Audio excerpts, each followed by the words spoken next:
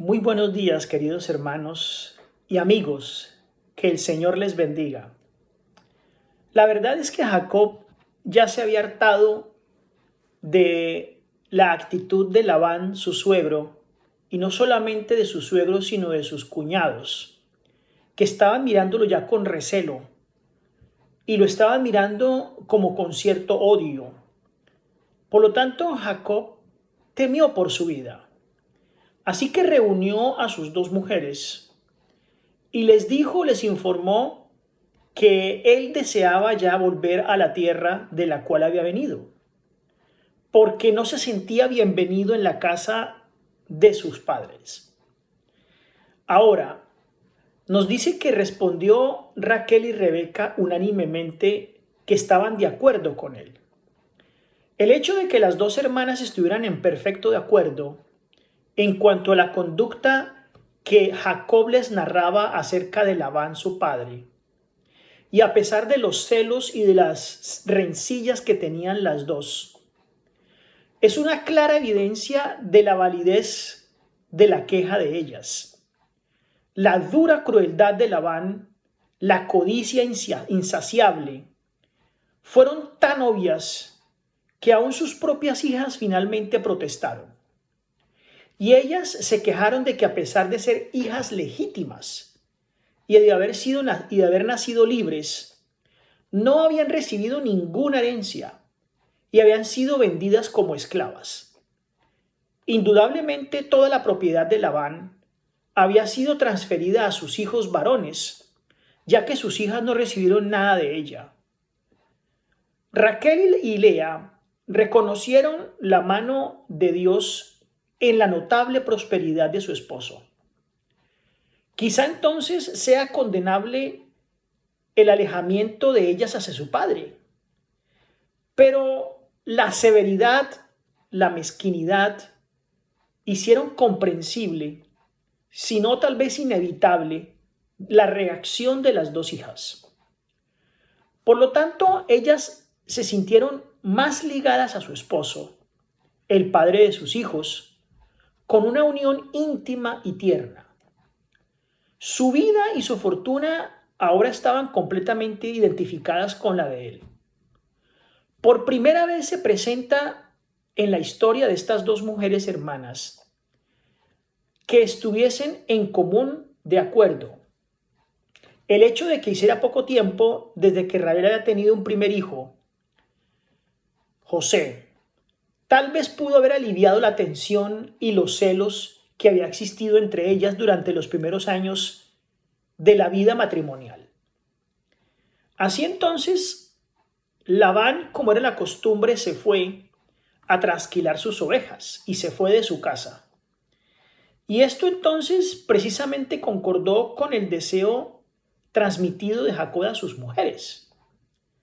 Por lo tanto, el hecho de que en ese momento Labán, estando lejos de la casa, hizo que Raquel robara las imágenes de su padre, que tal vez él con tanto amor las tenía.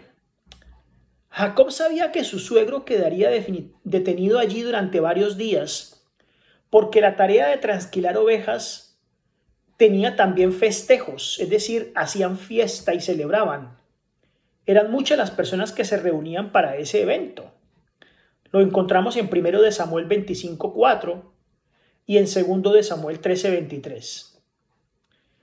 Así entonces nos imaginamos que Labán se encontró con sus amigos y entonces fue un momento de alegría, el cual aprovechó Jacob. Así que Jacob sale y le dice a sus mujeres que es tiempo de irse. Esos pequeños ídolos que había robado Raquel son conocidos como terafines y generalmente eran unas figuras muy pequeñas en forma de humano, a veces más grandes, y que tal vez se hacían de madera, como lo dice 1 de Samuel 19 del 13 al 16.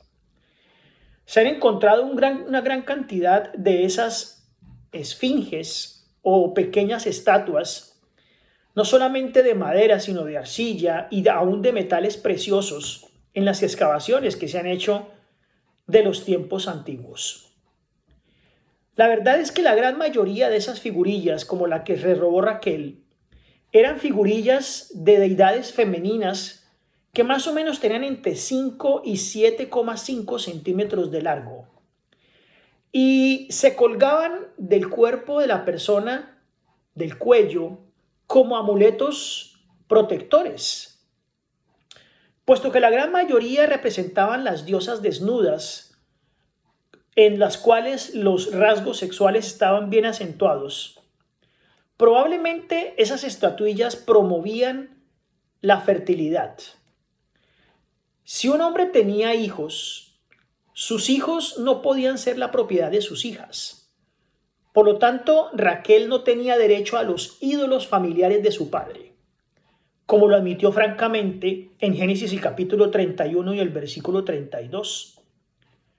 Otros documentos hallados también en Nuzi, una ciudad de excavación, indican que en la era patriarcal, justamente en la que estamos hablando, la posesión de los ídolos de la familia, como los que tenía Labán, garantizaba a los que los tuviesen el título de las propiedades de su padre.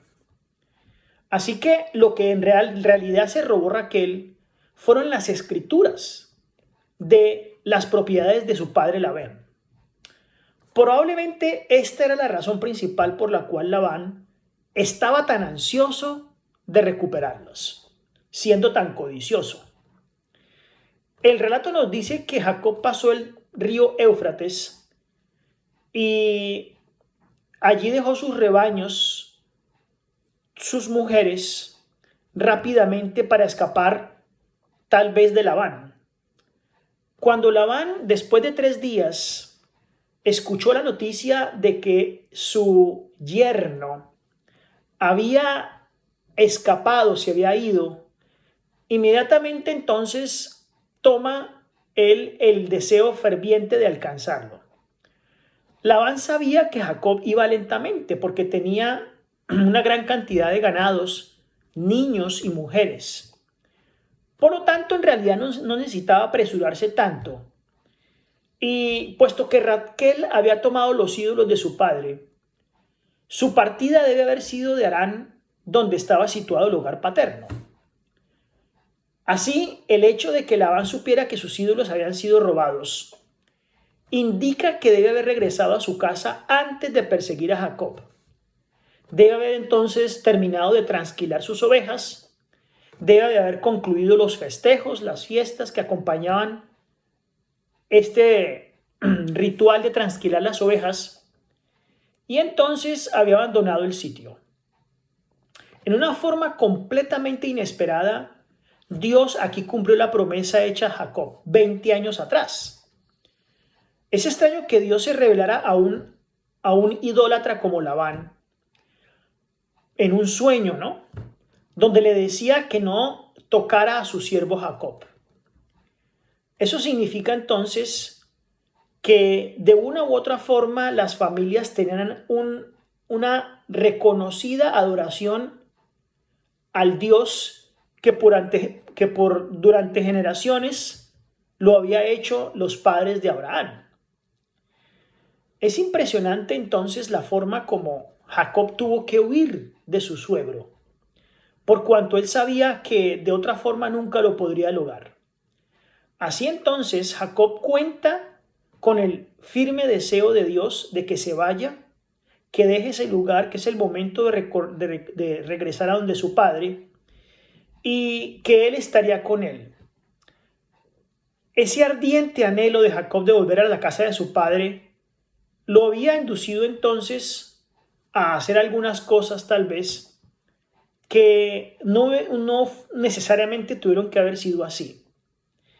No obstante, temía Jacob que Labán intentara entonces tal vez aprovecharse de esa situación y hasta asesinarlo.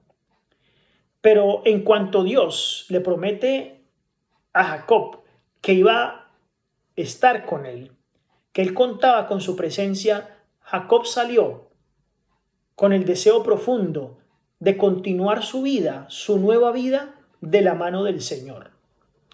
Que el Señor les bendiga.